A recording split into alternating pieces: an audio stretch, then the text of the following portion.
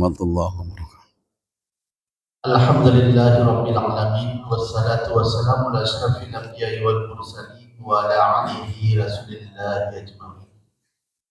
Asyhadu an la ilaha illallah wahdahu la syarika lah wa asyhadu anna Muhammadan abduhu wa rasuluh. Atas lipat rahmat taufik hidayah Allah Ta'ala dan saat ini Allah masih memberikan kesempatan kepada kita untuk bisa hadir di rumah Allah ini dalam rangka tunaikan kewajiban kita melaksanakan sholat subuh berjamaah dan insya Allah kita hati yang pandai bersyukur. Amin, amin ya Allah ya Rabbal Alamin. Al-Mukarram Al-Ustaz Jainal Padani MA yang insya Allah dirahmati oleh Allah Subhanahu wa Ta'ala. Amin. Yang kami hormati bapak-bapak, ibu-ibu jamaah sholat subuh yang berbahagia. Untuk kajian pagi ini adalah dengan tema tiga penyelamat. Tiga penyelamat dan penghapus dosa ya Ustaz. Mudah-mudahan ilmu ini dapat kita amalkan bermanfaat buat kita. Untuk itu marilah kita bukakan. Assalamualaikum warahmatullahi wabarakatuh.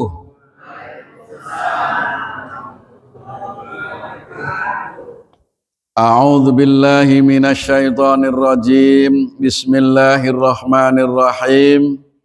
Alhamdulillahi rabbil alamin. Wassalatu wassalamu ala asyrafil anbiya'i wal mursalin sayyidina wa habibina wa syafi'ina wa qurrati a'yunina Muhammadin sallallahu alaihi wasallam wa ala alihi wa sahbihi ajma'in.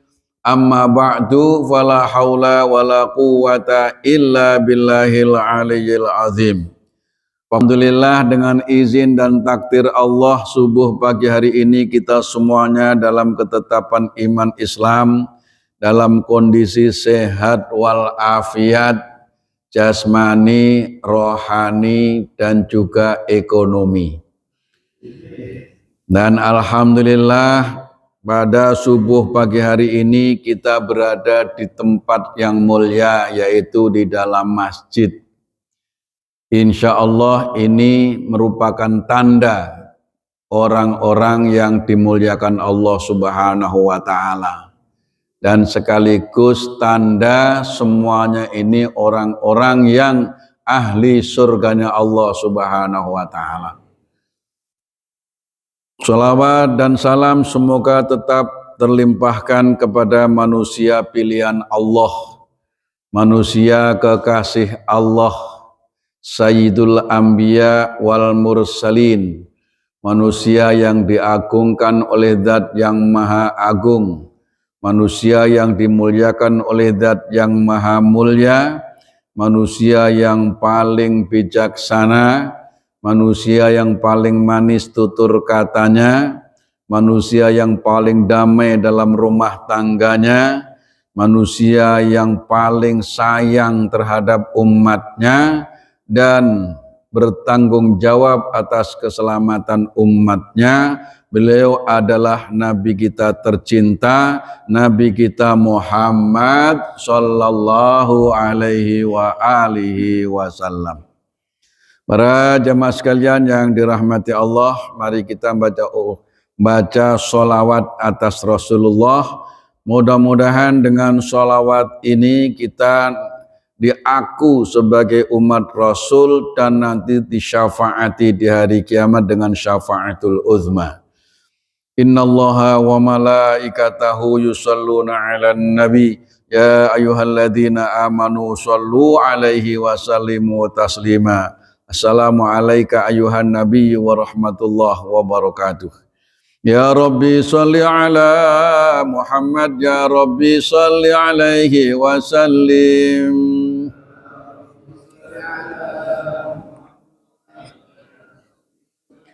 Ya Rabbi salli ala Muhammad, ya Rabbi ballighul wasilah.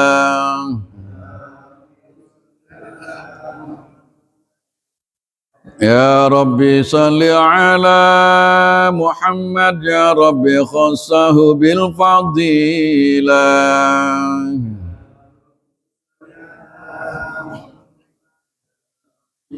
Ya Rabbi salli ala Muhammad ya Rabbi warda 'anis sahabah.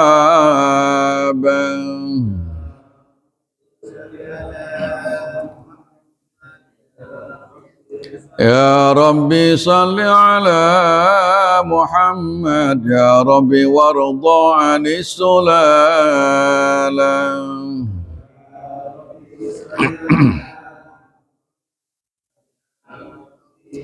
Ya Rabbi salli ala Muhammad ya Rabbi warda 'anil masyayikh.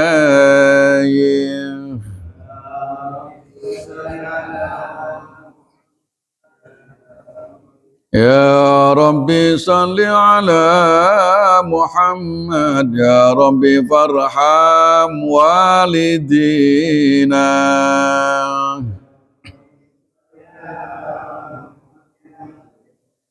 Ya Rabbi salli ala Muhammad ya Rabbi ballighna nazurun.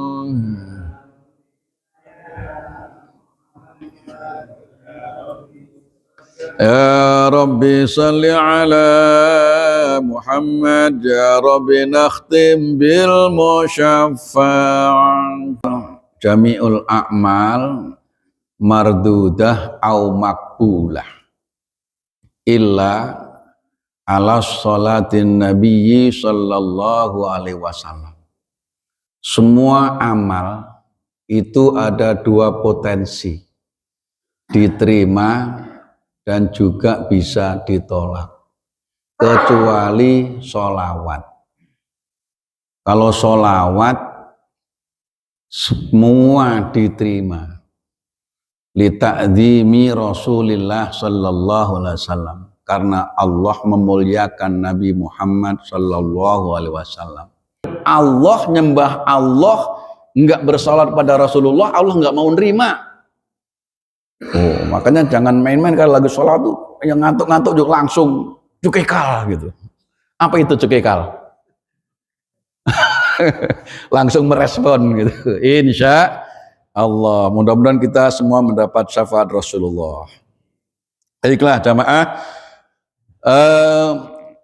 tema kita pada pagi hari ini tadi sudah disebutin sama MC kita, yaitu tentang 3 hal yang menyelamatkan.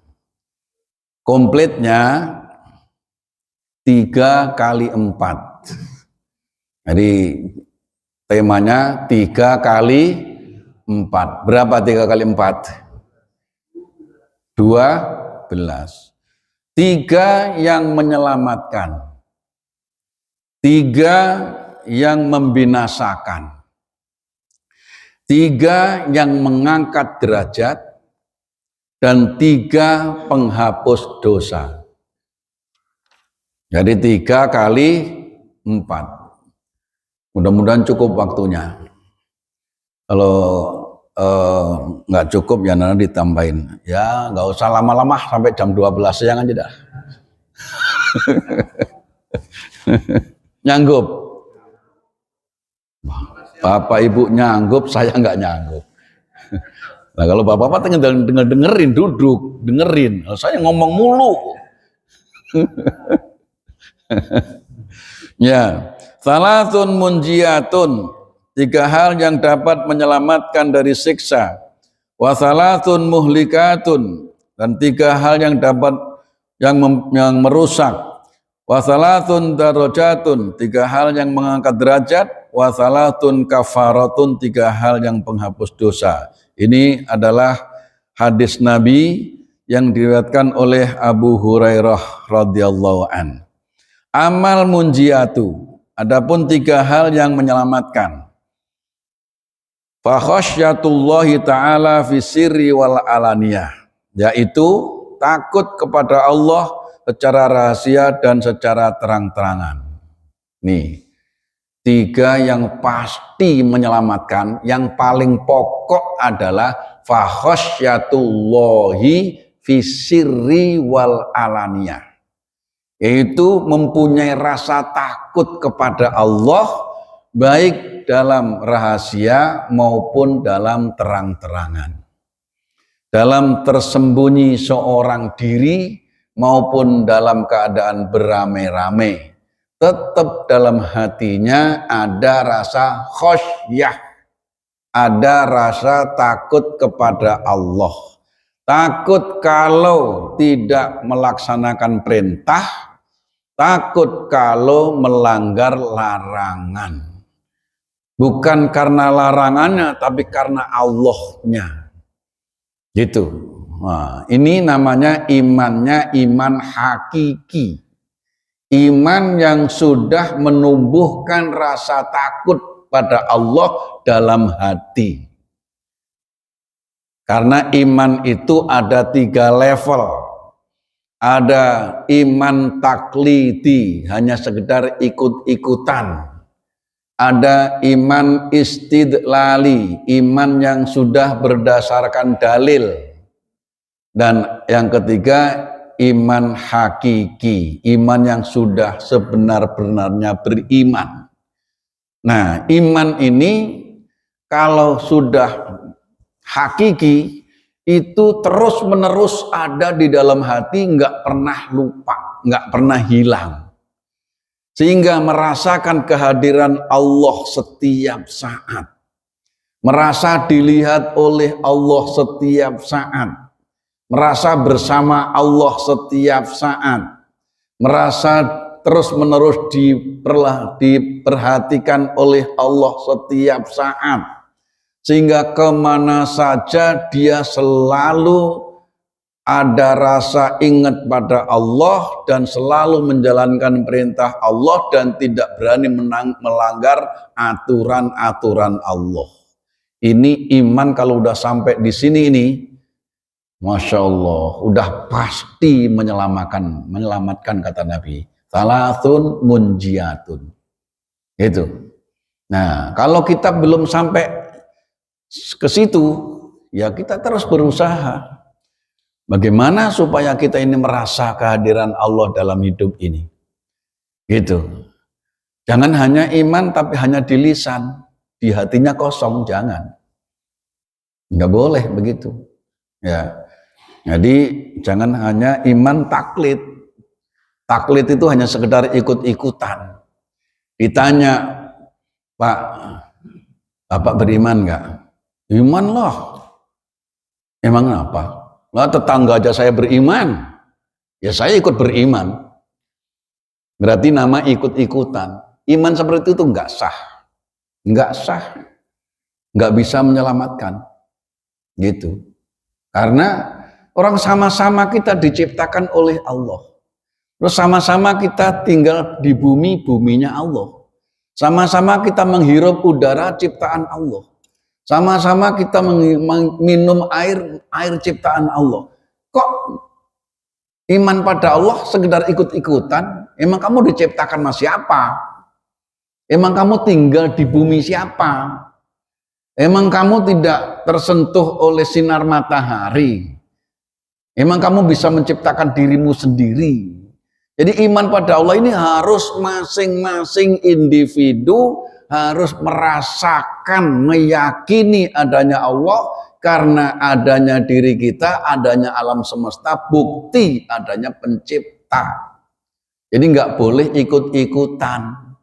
Harus benar-benar ada rasa pada diri masing-masing. Gitu.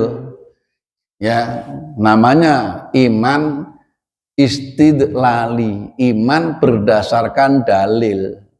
Apa dalilnya? Dalil iman itu ada dalil akli, menurut akal. Menurut akal sehat, setiap ada yang diciptakan, mesti ada yang menciptakan. Itu akal sehat. Gitu. Adanya diri ini, bukti adanya Tuhan. Adanya alam ini, bukti adanya Tuhan. Ya. Jangan sampai kita itu hati kita mati, jangan. Harus merasakan kehadiran Allah setiap saat. Wa huwa ma'akum ainama kuntum. Allah itu bersamamu di mana saja kamu berada. Ada enggak makhluk yang enggak dilihat oleh Allah? Enggak ada. Sekecil apapun itu makhluk Allah, bahkan kita sendiri enggak melihat, Allah melihat, Allah penciptanya.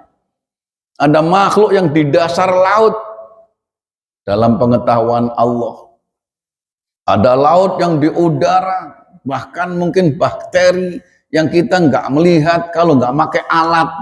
Bagi Allah, tetap Allah melihat. Apalagi diri kita.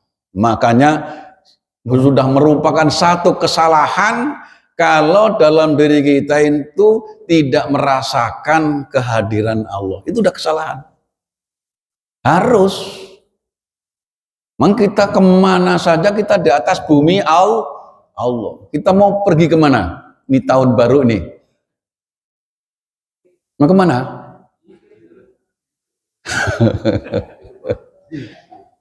Saya minta maju di minggu ketiga karena hari tanggal 25 saya berangkat ke Bali. Keren kan? Ngapain? Ada 7 wali di Bali, wabil khusus di Denpasar. Sehingga kalau selama ini orang setiap disebut Bali itu orientasinya, konotasinya kepada orang mandi, mboten. Dan saya akan membuktikan di sono banyak wali-waliullah. Bahkan kalau nggak ada wali, Bali sudah digulung. Gitu. Jadi ziarah. Ke Bali tapi ziarah. Dari tanggal 25 sampai tanggal 30. Minta doanya biar selamat. Amin ya robbal alamin. Gitu. Kita ke Bali. Bali yang begitu indah. Ciptaan siapa? Allah. Enggak ada.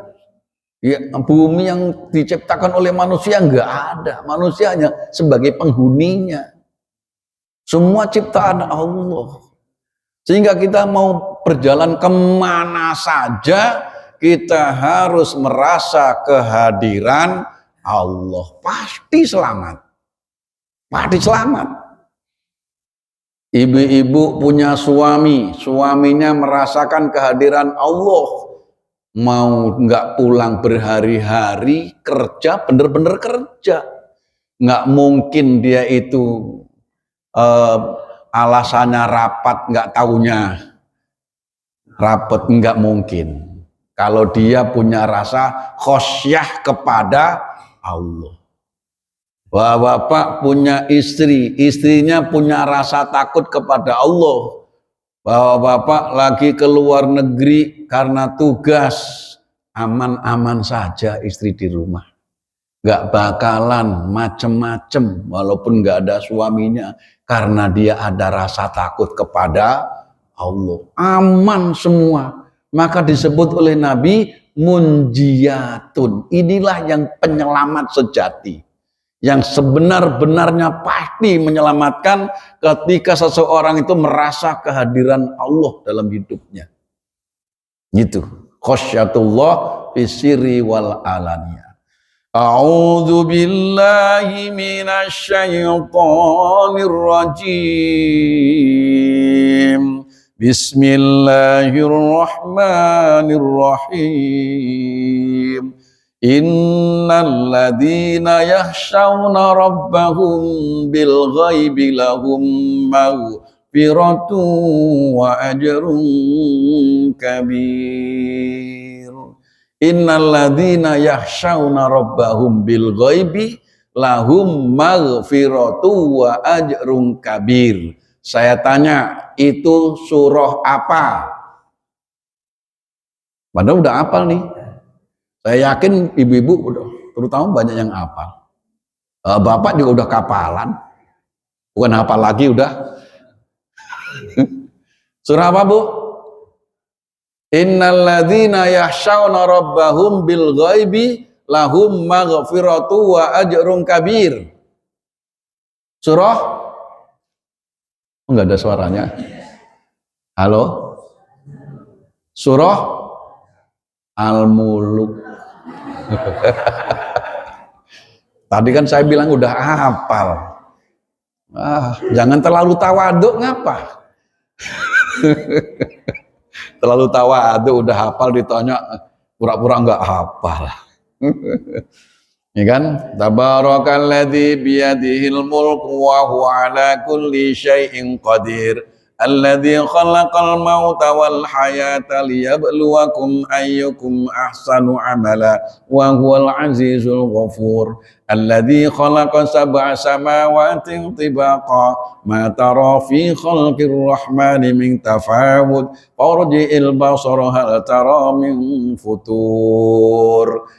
Surah ayat ke-12-nya innalladzina yakhshawna rabbahum bil ghaibi lahum maghfiratu wa ajrun kabir wa asirru qawlakum aw ijharu bih innahu alimun bidzatis sudur ala ya'lamu man khalaqa wa huwal latiful khabir. Baru ngeh, oh iya ya. Innalladzina yakhshawna rabbahum, sesungguhnya orang-orang yang punya rasa takut kepada Tuhannya, khosyatullah, punya rasa takut kepada Allah, al-ghaibi, yang tidak kelihatan oleh mata, maka lahum maghfiratun, orang tersebut diampuni semua dosa-dosanya, wa ajrun kabir, dan mendapat pahala yang sangat besar. 3 penyelamat. Pertama, mempunyai rasa takut kepada Allah fi sirri wal alaniyah. Nah, baru 1. Udah setengah 6. Yang kedua, wal qasdu fil fakri wal ghina. Yang menyelamatkan adalah dia selalu sederhana dalam keadaan fakir maupun dalam keadaan kaya. Ketika fakir tidak mengeluh kecuali hanya kepada Allah. Tidak pernah ngeluh walaupun dalam keadaan kekurangan. Terus ketika kaya tidak foya-foya. Selalu sederhana dalam keadaan fakir maupun dalam keadaan kaya. Ini penyelamat nih, gitu. Dari urusan dunia harus seperti itu. Kita kalau lagi nggak punya duit, jangan betutut. Apa itu betutut? Gerutu. Mukanya asem. Muka asem. Nah, jangan. Ibu-ibu itu harus selalu tersenyum. Jangan tersenyumnya hanya di tanggal muda doang. Harus sampai tanggal tua terus tersenyum, gitu. Suaminya yang sudah tidak berdaya, senyumin terus. Jangan diomelin mulu. Suami udah tua, kemudian sudah tidak berdaya, sudah tidak menghasilkan uang, diomelin mulu. Ada ibu-ibu yang model begitu. Mana orangnya? Nggak boleh. Tidak berdaya kan sekarang. Gitu? Dulu, wow. Kita baru sekarang nggak berdayanya. Ya sama-sama. Yang namanya semakin tua ya jadi nenek-nenek sama aki-aki. Gitu. Jadi semua harus qasdu fil fakri wal ghina. Terus dalam urusan dunia itu jangan boros, jangan konsumtif, jangan hal-hal yang nggak perlu dibeli pakai dibeli. Sementara infak kita masih kurang. Jangan, banyakin infak. Gitu. Kalau ke masjid bawa duit berapa? Bapak nih, kalau hari Jumat, bawa duit. Khusus hari Jumat, Bapak harus beramal minimal 100.000. Enak enggak tuh? 100.000. Niatin, ya Allah, saya bersedekah karena Engkau. Sampaikan pahala ini selain untukku, sampaikan pula kepada kedua orang tuaku, kepada guru-guruku, kepada saudara kandungku, gitu. Terus baca Bismillahirrahmanirrahim, ikhlas karena Allah, masuk. Klotek. Loh kok klotek? 100.000 klotek. Itu mah gopek. Ya kan, nggak ada suaranya, set, ya, 100.000, gitu. Nggak usah kan begitu, ntar enak, hidup itu enak. Hidup itu kalau banyak sedekah itu fresh hidup, gitu. Harapan ke depan jelas. Hal alam kubur nggak usah takut. Kalau kita banyak beramal, kalau kita gegem mulu, gitu. Kalau buat beramal berat, alam kubur menanti. Ya kan? Bagaimana nasib kita di alam kubur kalau kita amalnya kurang? Gitu. Jeritan dalam Al-Qur'an disebutkan orang yang ketika hidup amalnya kurang, apa kata Al-Qur'an? Laula aqartani ila ajalin qarib fa asaddaqa wa akum minas sholihin. Laula akhartani, ya Allah, jika engkau mengembalikan aku ke dunia sebentar saja ya Allah, ila ajalin qarib, sebentar saja ya Allah, kembalikan aku ke dunia ya Allah. Fa asaddaqa, aku akan bersedekah ya Allah. Kata malaikat, lu dulu kemana? Udah diingetin juga sama Ustadz Jenal, waktu ngaji subuh, masih juga nggak ngeh, sekarang aja udah masuk alam kubur, pakai jerit-jerit, teken sama malaikat, gebukin malaikat. Ya, jangan sampai begitu, jangan sampai terlambat, gitu. Ora sholat karepmu, ora sodakoh karepmu, digebukin malaikat, rasa no dewe. Orang diingetin nggak inget, malah digenjleng sama malaikat di alam kubur, ya rasain sendiri. Gitu. Insya Allah di sini semua orang dermawan. Alhamdulillah, saya tahu bapak-bapak itu kalau Jumat, nggak ada pakai 10.000, nggak ada. Apalagi yang gambar golok, nggak ada. Semuanya gambar mawar, merah semua. Alhamdulillah, itu. Hidup kita senang, orang tua kita di alam barzah tersenyum, masjid tersenyum. Nah kalau satu orang 100.000, jamaahnya ada 200 orang, piro? Apa yang dibutuhkan? Selesai. Insya Allah pasti punya. Kalau dipentingkan pasti punya. Kalau nggak dipentingkan karena nggak begitu mikirin alam kubur, ya nggak punya. Gitu. Orang nggak dipentingin dengan alam kuburnya cuek. Padahal itu rumah kita sejati, rumah tipe 21. Itu hunian kita semua sama. Sekarang masing-masing rumahnya beda. Itu rumah di dunia yang bakal ditinggal. Adapun hunian kita yang bersama-sama, tipenya sama, alam kubur. Saya tanya, tinggal di rumah kita sekarang dengan tinggal di alam kubur, lebih lama mana? Lebih lama mana? Alam kubur. Selama-lamanya kita tinggal di rumah kita paling 50 tahun. Kita bangunnya tahun berapa? Sekarang udah umur berapa? Belum 50 tahun. Ya kan? Di alam kubur kapan kita meninggal sampai ketemu nanti hari kiamat bisa ratusan tahun. Bagaimana nggak kita pikirin dari sekarang sesuatu yang kita song-song gitu. Sementara rumah yang di rumah pasti kita tinggal. Masa yang ditinggalin malah dipentingin, yang mau ditempatin selama-lamanya malah nggak dipentingin. Halo, gimana tuh? Yang bahkan ditinggal malah bangun terus. Yang bakal ditempatin selama-lamanya malah nggak dibangun. Nah itu nanti rasa no dewe gitu.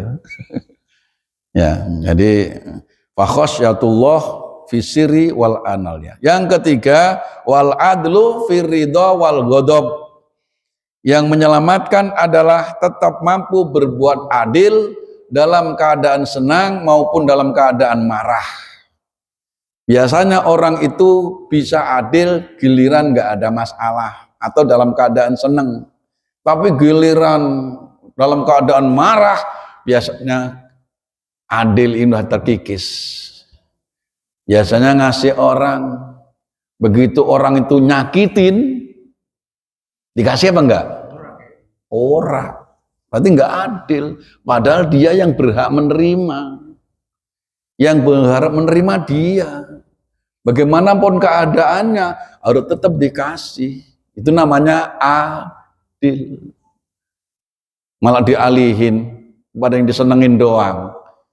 Nah, itu berarti nggak mampu berbuat adil dalam keadaan marah.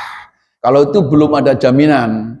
Kalau yang udah jaminan nih kata Nabi, yang salasun munjiat, yang pasti menyelamatkan, yaitu mampu berbuat adil dalam keadaan senang maupun dalam keadaan marah. Pas tiga yang menyelamatkan. Satu lagi, kalau empat-empatnya kayaknya kalau waktunya nggak dapat. Sekarang wa ammal muhlikat. Adapun tiga hal yang merusak. Tiga hal yang merusak diri sendiri. Satu, fasyukhun sadidun. Sangat kikir. Sangat bakhil. Sangat medit. Sangat apa? Selain itu. Butut gasiran. Sangat bol kuning, maaf bol kuning. Saking meditnya itu, saking bakhilnya, sampai dosanya diminta nggak dikasih. Ya, apalagi hartanya, dosanya diminta kagak dikasih, saking bakhilnya, kebangetan bener. Kalau sifat bakhil diperturutkan pasti celaka, pasti celaka. Jangan sampai kita masuk kelompok syukhun. Syukhun itu lebih daripada bakhil. Kalau bakhil, dia punya harta, dia nggak mau bersedekah, bahkan diminta saja nggak ngasih, namanya bakhil. Kalau syukhun itu lebih daripada bakhil. Selain dia bakhil, dia serakah. Namanya syukhun. Semakin di samping dia bakhil, dia merampas harta orang, serakah. Nah, ini yang pasti mencelakakan. Yang kedua yang mencelakakan yaitu wahawan muttabaun, yaitu mengikuti kehendak nafsu, memperturutkan nafsu. Ini pasti celaka, siapapun orangnya. Itu. Nah, nafsu ini ada nafsu biologis, ada nafsu tidur, ada nafsu makan, ada nafsu bicara, ada nafsu mendengar. Memperturutkan nafsu biologis, celaka, siapapun orangnya. Lewat jalan haram pasti celaka. Bahkan lewat jalan halal juga bisa-bisa celaka. Apa itu? Lewat jalan yang halal, diem-diem, nikah lagi, gitu, tanpa diketahui. Nikah sah apa enggak? Halal apa enggak? Halal. Tapi karena tujuannya hanya ngikutin nafsu, pengen yang ini, pengen yang itu, pengen yang ono, sehingga sudah punya istri, padahal istrinya cantik, istrinya normal, istrinya juga melayani dengan baik. Karena dia nafsu, secara diam-diam punya simpenan di Kerawang. Ayo, siapa yang sering main ke Kerawang? Sono punya simpenan. Nah, terus main sono ke Bogor. Wah, di Bogor punya juga. Oh, ngikutin. Padahal ini halal, tapi hanya ngikutin nafsu. Bukan karena pengen untuk memperluas dakwahnya, bukan ingin untuk bisa mengayomi lebih banyak, tapi urusannya nafsu. Gitu, orientasinya beda dengan Rasul. Gitu. Tapi ngomongnya ngikutin Rasul. Wah, Rasul di bawah-bawah. Padahal dia ngikutin nafsu. Rusak. Apalagi haram, udah jelas. Halal aja kalau ngikutin nafsu tetap rusak. Gitu. Nafsu bicara, diperturutkan, ngomong aja, apa aja diomong. Gitu, ngerecuk ngomong apa tahu yang dikata. Itu seharian ngobrol gak habis-habis. Nafsu bicara, diterusin, rusak. Banyak omong pasti banyak salah. Gitu. Jadi bicaralah apa yang kamu tahu. Jangan bicara sesuatu yang kamu tidak tahu. Kalau apa yang sudah kamu tahu sudah dibicarakan orang, diamlah kamu. Udah ada wakil yang ngomong. Kita nggak usah. Nah, alhamdulillah udah ada yang wakilin, ya kan? Nah, supaya kalau ternyata yang diomong dia ngomongnya salah, kamu nggak ikut terlibat karena kamu nggak ikut ngomong. Nah, yang banyak kan tahu nggak tahu, sok tahu. Mau apa aja yang dikata, nggak boleh. Itu nafsu, nggak boleh. Gitu. Nafsu makan diperturutkan, uluh, rusak, penyakit, gitu. Kulu wasrabu wala tusrifu innallaha la yuhibbul musrifin. Silakan makan dan silakan minum Bapak Ibu, tapi jangan berlebihan, jangan kau perturutkan nafsumu. Gitu. Jangan semua yang kamu ingin kamu ikutin. Itu. Siapa yang suka apa itu selalu hobi kuliner, ingat jangan berlebihan, bukan nggak boleh. Masih banyak anak yatim yang belum makan. Ya, kalau nggak ngikutin nafsu aman, ikutin nafsu rusak. Gitu. Nafsu mendengar, begitu juga. Pengen denger aja, pengen tahu berita aja. Padahal beritanya nggak bener, pengen tahu, gitu. Nggak boleh gitu. Jangan diperturutkan, itu nafsu. Di masyarakat ada berita anak gadis belum menikah, kemudian hamil duluan. Terus kita nggak tahu, ya udah nggak tahu aja, nggak usah pengen tahu, ngapain? Kalau pengen tahu akhirnya ikut ngomongin, ikut menyebarkan aib orang. Kadang-kadang kan pengen tahu, gitu. Terus kalau nggak tahu nyesel. Ngapain itu berita kok begitu kok pakai nyesel? Mendingan nggak tahu karena itu aib, gitu. Biarin dikata sama temen-temen kuper nggak apa-apa, gitu.